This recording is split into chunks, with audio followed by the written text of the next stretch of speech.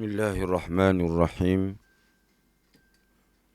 Assalamualaikum warahmatullahi wabarakatuh. Innal hamdalillah nahmaduhu wa nasta'inuhu wa nastaghfiruh wa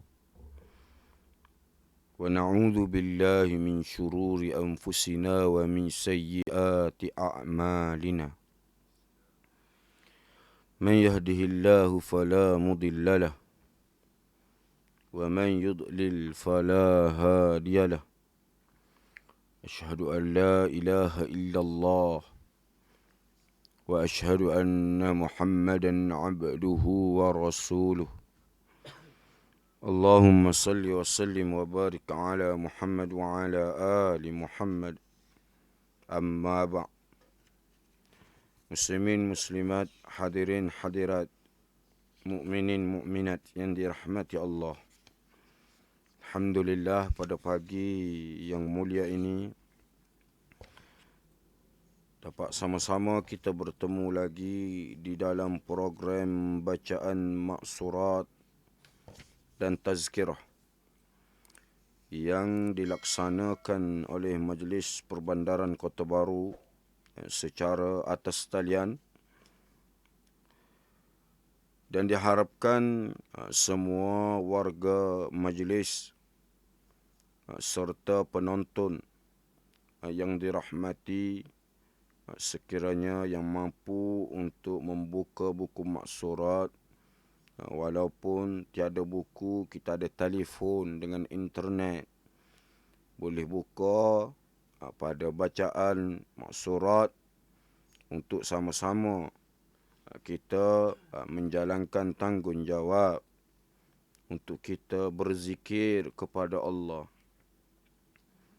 untuk kita sama-sama menyemai rahmat Allah, untuk kita sama-sama mengejar keredaan Allah, di samping kita menghabiskan saki-baki kehidupan yang kita ada. Hadirin hadirat yang dirahmati, insya-Allah kita akan mulakan bacaan maksurat kita ini, dan selepas ini kita akan mendengar ataupun kita akan duduk berkongsi berkenaan dengan satu buku yang kita sudah baca sebelum daripada ini lagi, iaitu buku Bimbingan Mukmin daripada Ihya Ulumuddin, buku yang isinya diambil daripada kitab Al-Imam Al-Ghazali rahimahullahu ta'ala berkenaan dengan kehidupan. Maka pada awalnya kita mulakan bacaan zikir pagi ini sebagai permulaan kehidupan yang baik demi mencapai kerahmatan dan keredaan Allah, insya-Allah. A'udzu billahi samil alim minasy syaithanir rajim. Bismillahirrahmanirrahim. Alhamdulillahi rabbil alamin. Ar-Rahmanir Rahim. Maliki yaumiddin. Iyyaka na'budu wa iyyaka nasta'in. Ihdinas siratal mustaqim.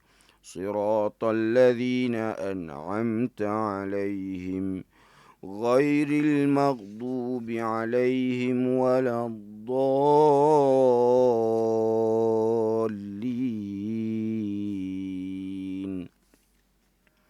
Bismillahirrahmanirrahim. Alif Lam Mim. Dzalikal kitabu la raiba fihi hudan lil muttaqin. الذين يؤمنون بالغيب ويقيمون الصلاة ومما رزقناهم ينفقون والذين يؤمنون بما أنزل إليك وما أنزل من قبلك وبالآخرة هم يوقنون أولئك على هدى من ربهم وأولئك هم المفلحون الله لا إله إلا هو الحي القيوم لا تأخذه سنة ولا نوم له ما في السماوات وما في الأرض من ذا الذي يشفع عنده إلا بإذنه يعلم ما بين أيديهم وما خلفهم ولا يحيطون بشيء من علمه إلا بما شاء وسع كرسيه السماوات والأرض ولا يؤوده حفظهما وهو العلي العظيم لا إكراه في الدين قد تبين الرشد من الغي فمن يكفر بالطاغوت ويؤمن بالله فقد استمسك بالعروة الوثقى لا انفصام لها والله سميع عليم الله ولي الذين آمنوا يخرجهم من الظلمات إلى النور والذين كفروا أولياؤهم الطاغوت يخرجونهم من النور إلى الظلمات أولئك أصحاب النار هم فيها خالدون لله ما في السماوات وما في الأرض وإن تبدوا ما في أنفسكم أو تخفوه يحاسبكم به الله فيغفر لمن يشاء ويعذب من يشاء والله على كل شيء قدير آمن الرسول بما أنزل إليه من ربه والمؤمنون كل آمن بالله وملائكته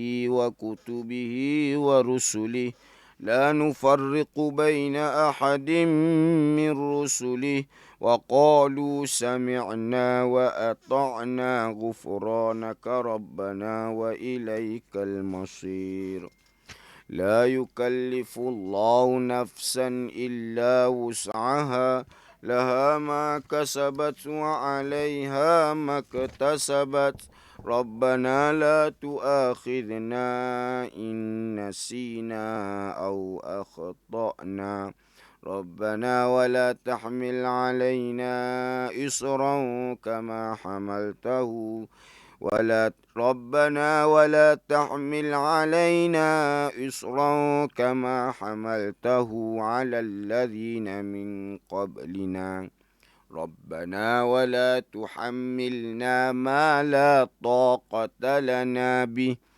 واعف عنا واغفر لنا وارحمنا أنت مولانا فانصرنا على القوم الكافرين بسم الله الرحمن الرحيم قل هو الله أحد الله الصمد لم يلد ولم يولد ولم يكن له كفوا أحد بسم الله الرحمن الرحيم قل أعوذ برب الفلق من شر ما خلق ومن شر غاسق إذا وقب ومن شر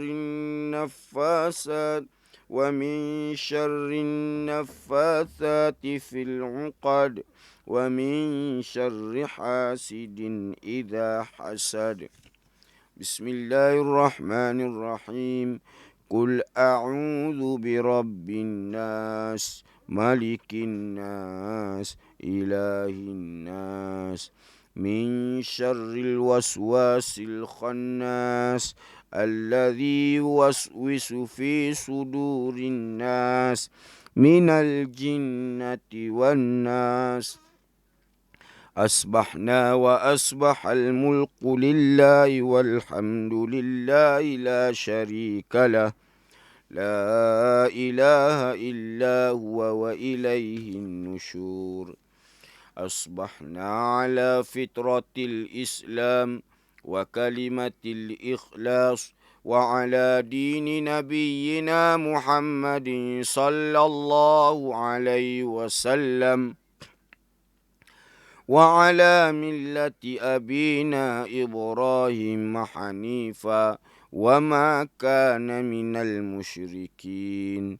اللهم إني أصبحت منك في نعمة وعافية وستر فأتم علي نعمتك وعافيتك وسترك في الدنيا والآخرة.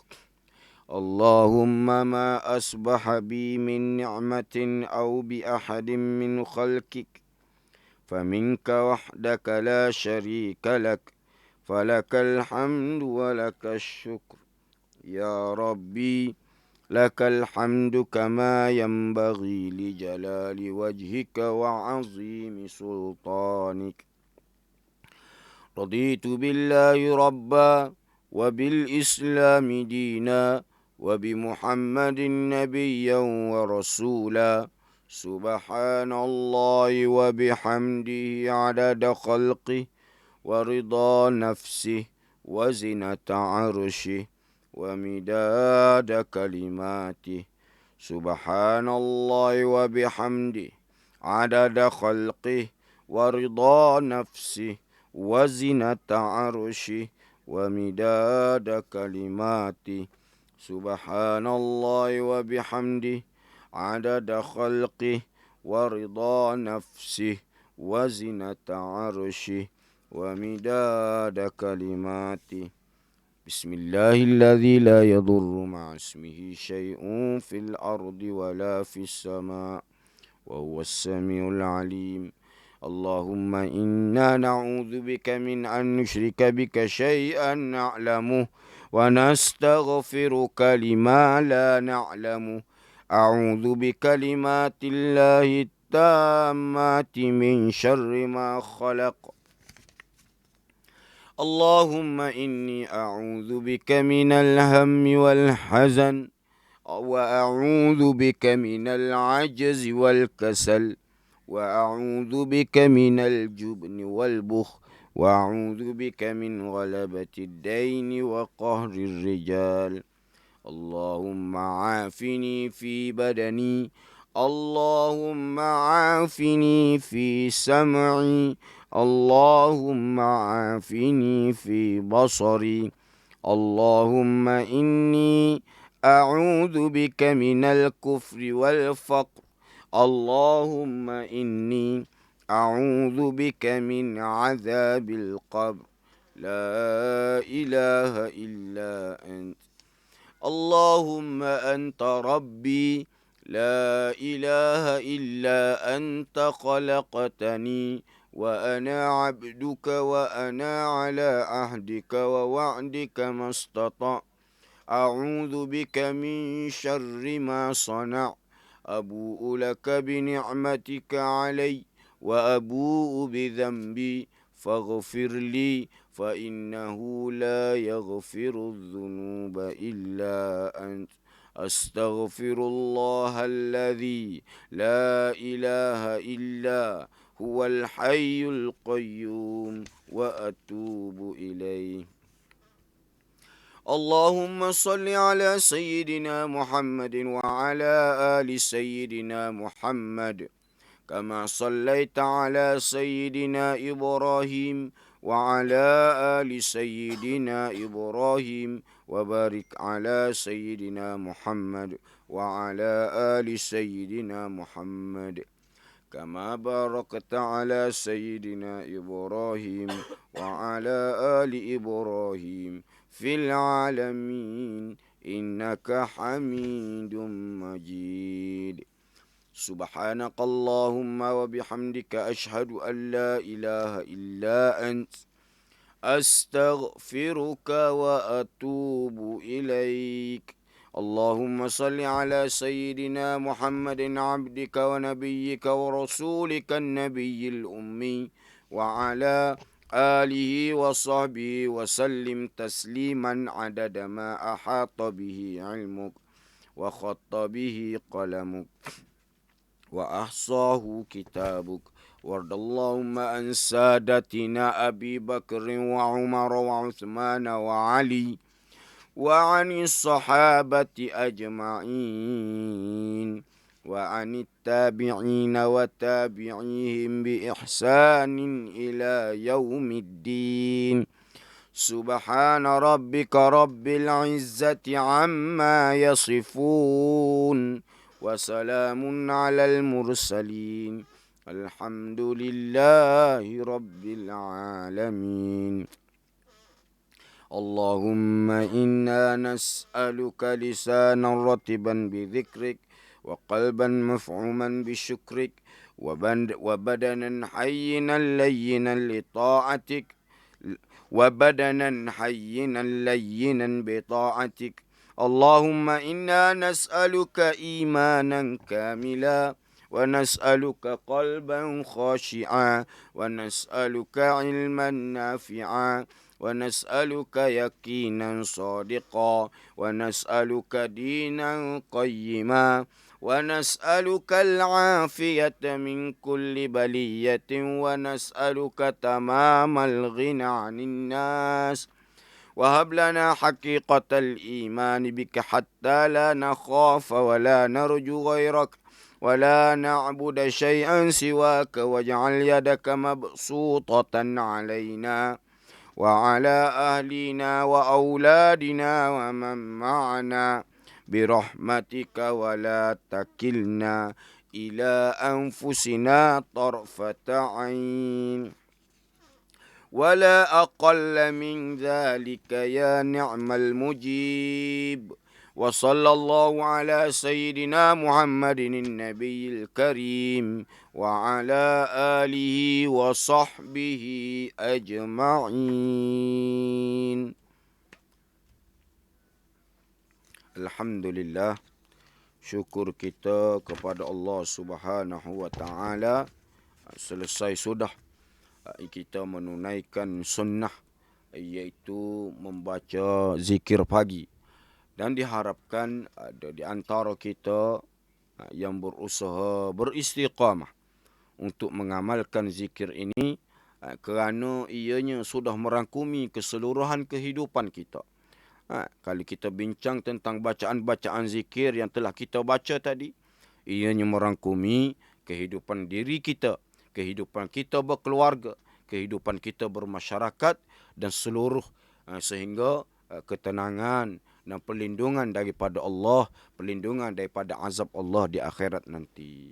Maka lazimilah ianya supaya ianya menjadi satu sunnah yang dilaksanakan, menjadi sunnah harian dalam kehidupan kita. Baik, kita tengok pula pada buku Bimbingan Mukmin Membentuk Peribadi Muslim yang ditulis oleh Syekh Muhammad Jamaluddin, yang isi kandungannya diambil daripada kitab Ihya Ulumuddin Al-Imamul Ghazali. Tajuk yang akan kita sebut ataupun yang akan kita berkongsi pada pagi ini, iaitu sambungan daripada tajuk yang lalu, berkenaan dengan adab sebelum makan. Berkenaan dengan adab sebelum makan.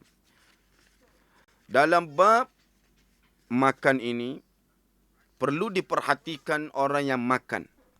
Kita ini sentiasa makan. Pagi kita makan, tengah hari kita makan, malam kita makan, petang kita makan. Ada orang yang tak kira waktu dia makan. Tetapi ada perkara-perkara yang perlu kita tengok di samping kita makan, supaya makan kita itu bermanfaat.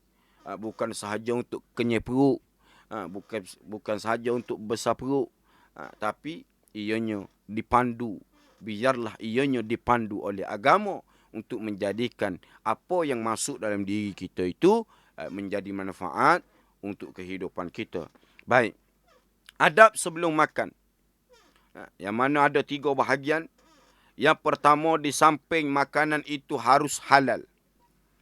Mengusahakannya juga harus dengan usaha yang baik, sesuai dengan sunnah. Tidak dari hasil usaha yang bertentangan dengan hukum Islam. Tidak dengan hukum hawa nafsu dan merendahkan agama. Firman Allah Subhanahu wa ta'ala menyuruh supaya mengambil makanan yang baik. Allah Subhanahu wa ta'ala berfirman dalam surah An-Nisa, Ya ayyuhalladzina amanu la ta'kulu amwalakum bainakum bil batil illa an takuna tijaratan an taradim minkum wa la taqtulu anfusakum. Wahai orang-orang yang beriman, janganlah kamu makan, gunakan harta-harta kamu sesama kamu dengan jalan yang salah, iaitu tipu judi dan sebagainya.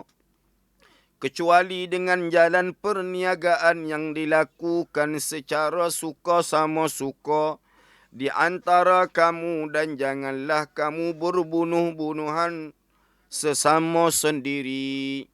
Dalam ayat ini Allah Ta'ala memerintahkan kita supaya ataupun yang kita sebut menggunakan harta ataupun memakan sesuatu yang dimasukkan ke dalam diri dengan jalan yang betul, iaitu jalan yang tidak dilarang.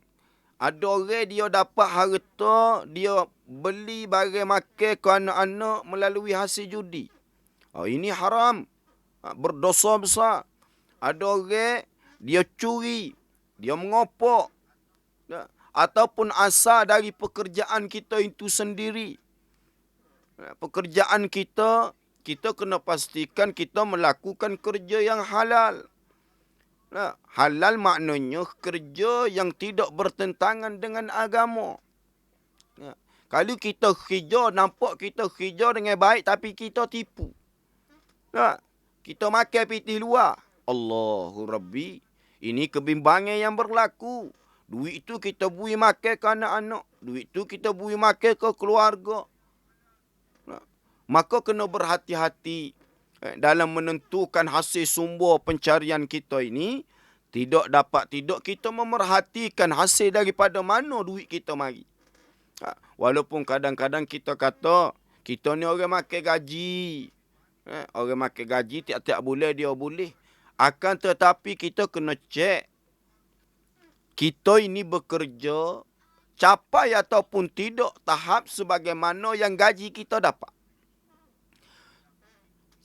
Capai atau tidak sebagaimana pekerjaan itu mencapai keperluan yang dituntut ataupun tidak. Sebab itu kita di majlis sendiri kita menerapkan ubudiyah, mas'uliyah dan itqan. Kerana apa? Kita nak menjadikan seseorang insan itu sebagai orang yang betul perjalanannya. Kalau kita bincang dari segi kebertanggungjawaban, mas'uliyah, boleh kita cek kerja kita hari ini capai ataupun tidak sebagai mana waktu yang kita ditetapkan di dalam undang-undang. Ada orang yang dia balik awal, ada orang yang dia mari lewat, dia tak ganti. Dia sebut dia buat OT. Tapi OT dia pergi buat kedai kopi. Dia sebut, dia kata dia kerja lebih masa. Tapi dia klik tidur di rumah. Siapa tahu dia claim sampai beribu-ribu ringgit. Hasil dunia nampak mewah dan lumayan. Tetapi adakah kita pernah bertanya bagaimana untuk kita jawab walaupun dengan nilai 1 sen bila kita berhadapan dengan Allah Azza wa Jalla? Allahu Rabbi. Kerana apa yang ada di sisi kita ini semua akan dikira dan ditayangkan di hadapan Allah. Maka berusahalah untuk mencari rezeki yang halal. berusahalah untuk mencari atau memasukkan dalam diri kita benda-benda yang berkat. Kerana ianya menjadi darah daging. Sebab tu, kita kena tengok kadang-kadang kenapa anak kita tu kerah kepala. Kita kena tengok kenapa anak kita tu jadi babi dengan kita, tak taat kita, deraka kita. Kita kena tengok balik asal usul. Daripada mana rezeki yang aku dapat? Daripada mana hasil pencarian yang aku terima? Maka kita orang yang bekerja sebagai penjawat awam contohnya. Cek balik tanggungjawab kita kepada majikan. Kita yang bekerja sendiri sudah tentu kita menjaga etika. Sudah tentu kita memerhatikan kerana apabila kita jual, kita akan terima daripada duit hasil tu.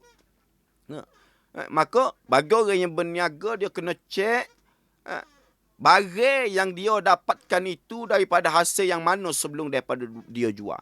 Kadang-kadang dia jumpa besi tepi jalan, dia jumpa barang-barang bernilai tepi jalan, hak boleh jual, dia ambil, dia pergi jual besi buruk. Kita tak tanya hak milik itu siapa.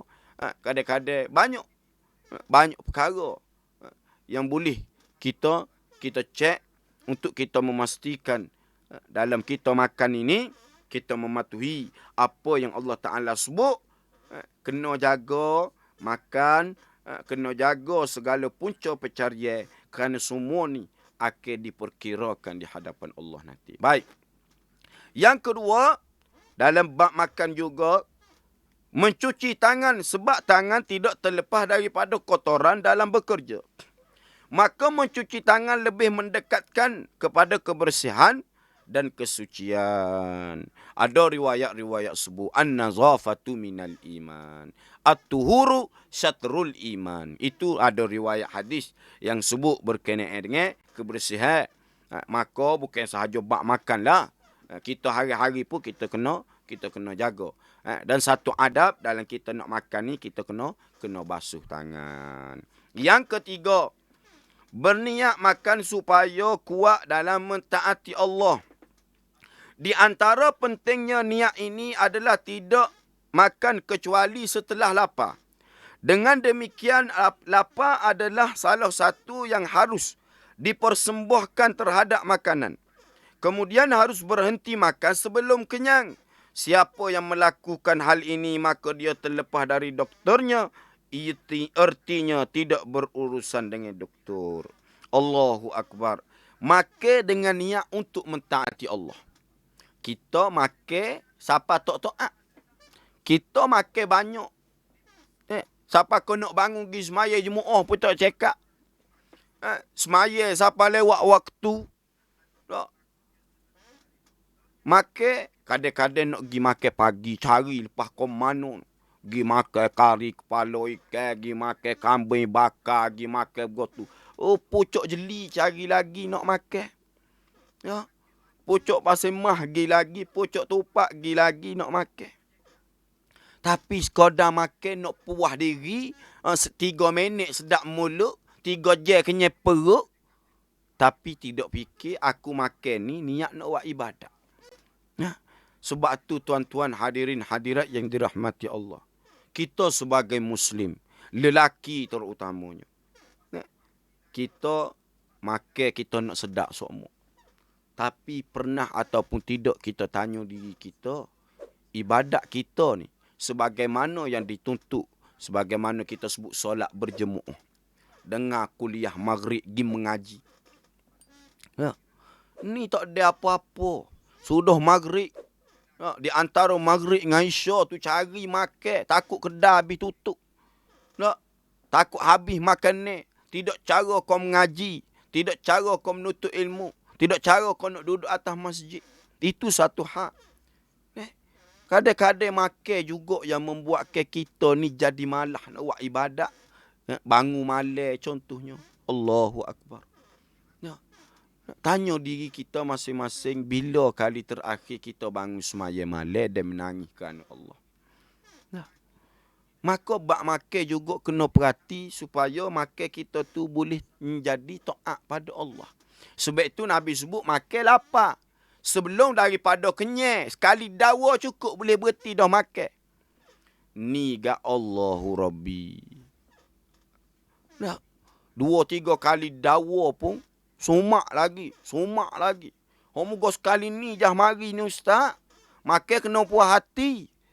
Lepas tu tidur. Lepas tu tak cara kau semaya. Lepas tu tak cara kau mengaji.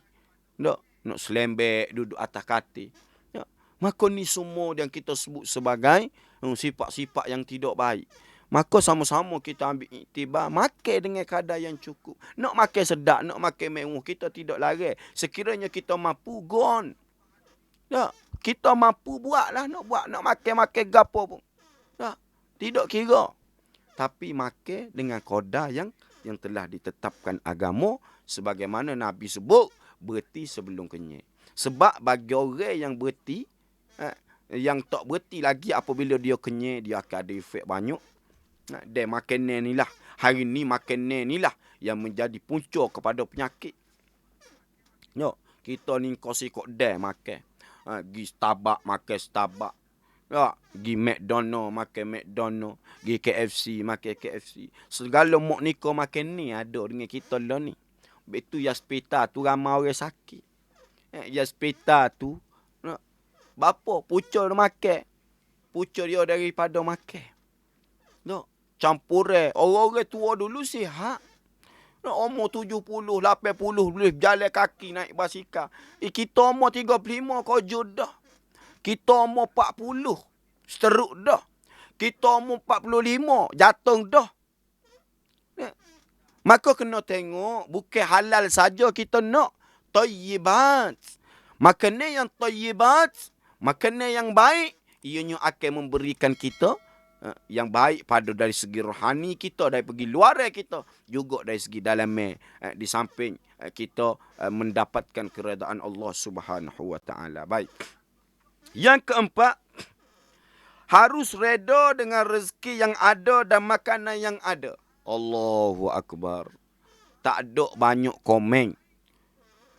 Tak ada banyak komen dalam bab makan. Nabi apabila dia makan, dia tak lakar depan dia. Dia akan ambil benda hak betul-betul kak.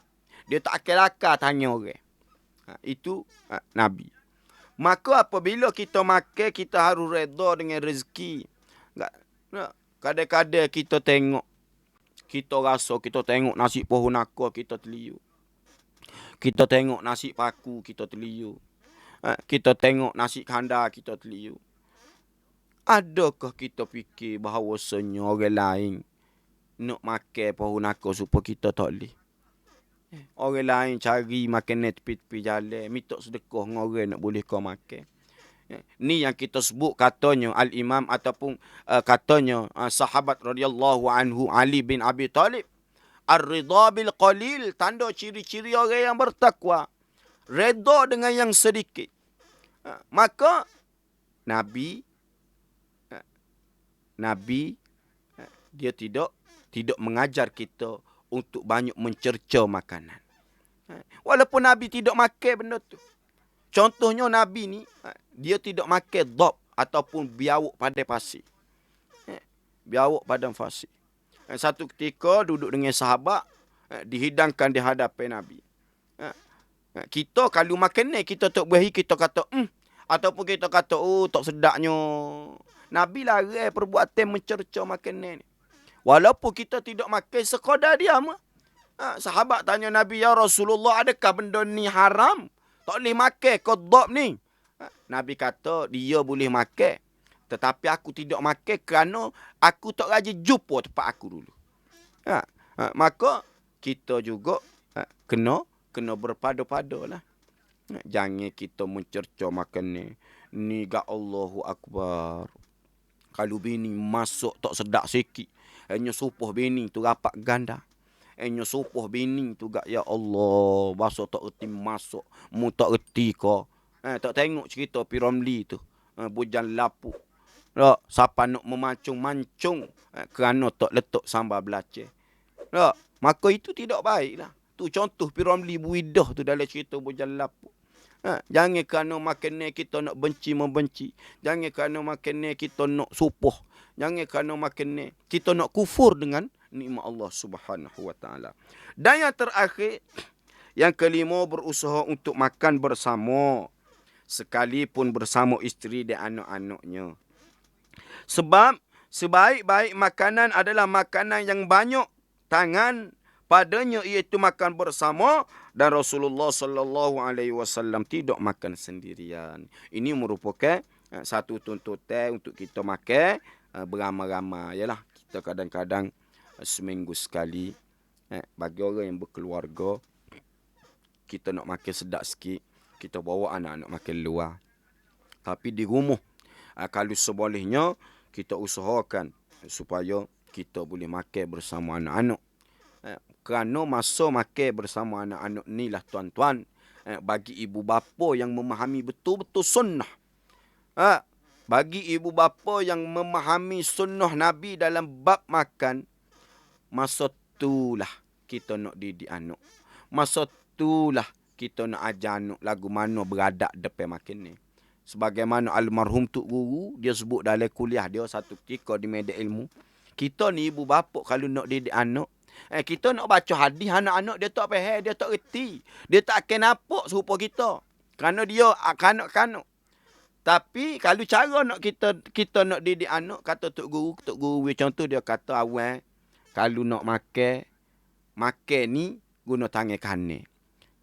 Masuk masjid, masuk kaki kanan. Masuk rumah, masuk kaki kanan. Pakai pakaian, masuk sebelah kanan dulu. Apa yang melibatkan benda baik, kena buat kok kanan awak. Apa yang melibatkan benda buruk, keluar apa ni, masuk tandah, benda-benda yang tidak baik, nak pergi benda-benda hak tak comel, nak masuk benda-benda hak tak comel, kena guna tangan kiri. Gak anak kata bapa kena guna tangan kanan, tak guna tangan kiri. Ni Nabi ajar. Ni agama ajar.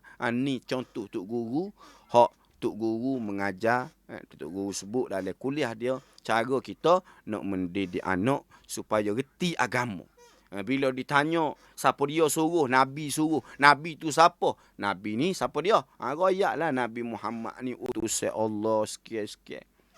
Biar kita ibu bapa mengambil tepat untuk menjadi pendidik yang pertama. Tak saudara kau cikgu lah nak didik anak ni tuan-tuan.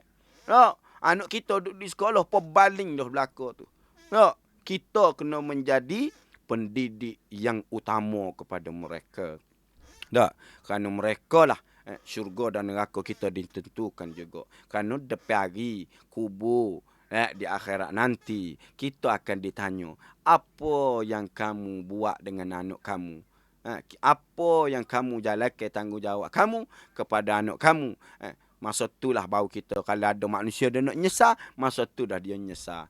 Kalau ada orang yang gembira, dia gembira. Kerana anak dia menjadi penyebab kepada dia masuk syurga. Maka hadirin hadirat yang dirahmati Allah, habis setakat tu cerita bab adab sebelum makan. Adab sebelum makan. Maka apa yang Abang sampaikan kepada kita semua pada pagi ini mampu menjadi iktibar, diambil pengajaran untuk kita baiki, untuk kita sama-sama baiki kehidupan kita. Mohon maaf kalau ada terkasar bahasa, tersalah kata. InsyaAllah pada minggu hadapan kita akan sambung pula pada bab adab ketika makan yang akan disambung oleh sahabat saya nanti, insya-Allah. Aqulu qawli hadza wa astaghfirullahal azim li wa lakum. Assalamualaikum warahmatullahi wabarakatuh.